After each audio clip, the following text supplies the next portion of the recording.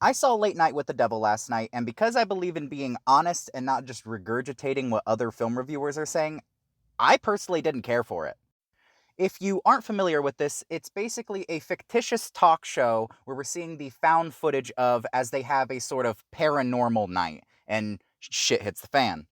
The attention to detail in the set is like amazing. I love 70s game shows and this kind of shit, so I can tell that they did a really great job. The performances are really, really solid too. The editing and post production, though, may be the biggest issue with this movie.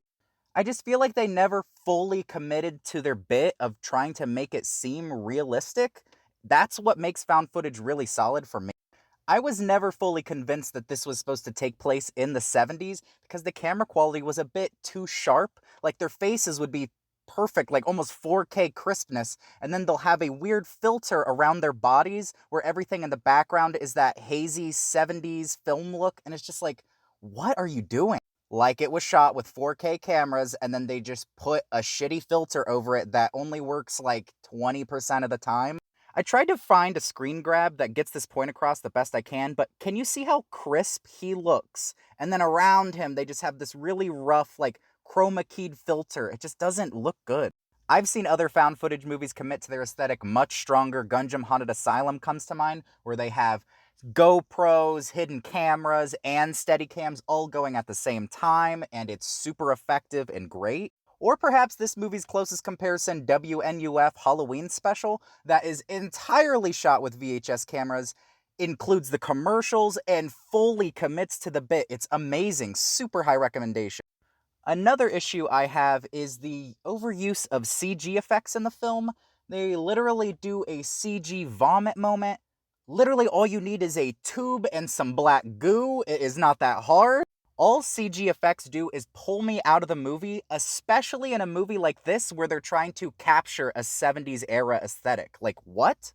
You know, an era where CG didn't exist and it was all practical effects. I do find it very funny that this was a movie that had AI controversy around it.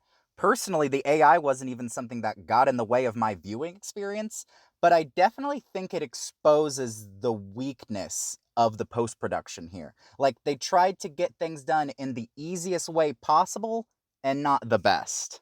Not only did they struggle to commit to their aesthetic, but they also just struggled with their tone as well. Like, is the movie supposed to be tongue in cheek campy, or is it supposed to be legitimately scary and realistic?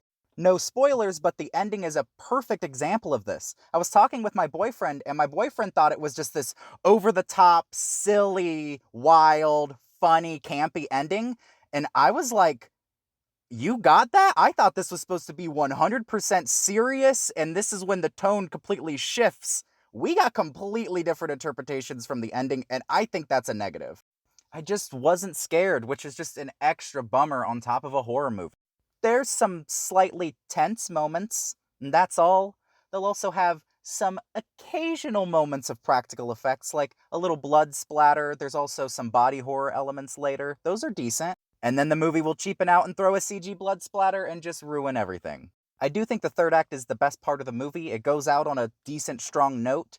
And I was even kind of with the movie for the first 20 minutes, but those technical issues started to get worse as the scares ramped up, and then I was just bored until the last 20 ish minutes.